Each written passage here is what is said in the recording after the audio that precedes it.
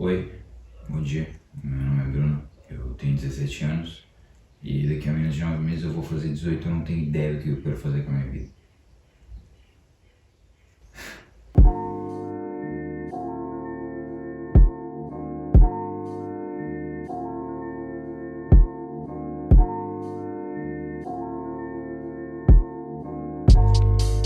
E é foda admitir isso quando parece que todo mundo mais um pouco já tem pelo menos alguma coisa decidida além de amanhã.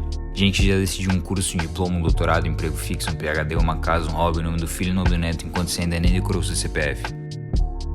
Às vezes eu pego aquele resto de conversa com um canto de ouvido e eu sou alguém falando: eu acho que eu vou cursar medicina. Ou eu tô vendo alguma coisa de economia pra trabalhar na empresa do meu pai, quando eu tô tipo gravando um vídeo pro YouTube.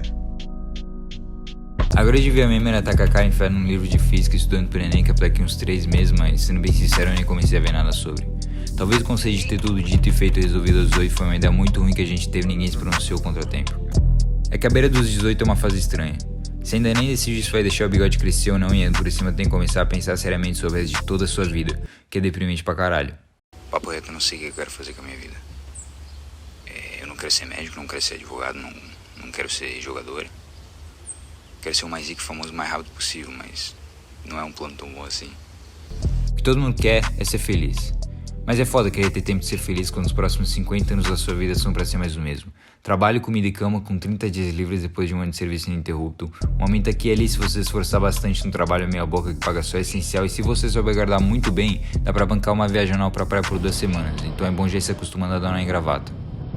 E é principalmente difícil conseguir levar qualquer coisa sobre o mercado de trabalho a sério depois de uma pandemia mundial que mostrou o quão mais importante o trabalhador é para a empresa em relação ao chefe, e ao mesmo tempo quanto que ele é mal remunerado e o tanto de tempo útil de vida que se perde numa jornada de 40 horas semanais para conseguir pagar os essenciais para sobrevivência e locomoção, para poder ir e voltar do trabalho mais rápido e mais energizado, para trabalhar mais, para fazer alguém que já é mais rico que você ainda mais rico, quando seu salário mínimo chora para cobrir o aluguel e as contas do mercado, luz, água, gasolina e gás, para te deixar viver confortável em muitas aspas num estilo de vida voltado inteiramente em prol do capitalismo moderno, que te impede de viver com dignidade e liberdade, se agarrando no conceito secular de que o trabalho dignifica o homem, frase dita por um cara tão do povo que tem até a cara estampada numa nota de $100.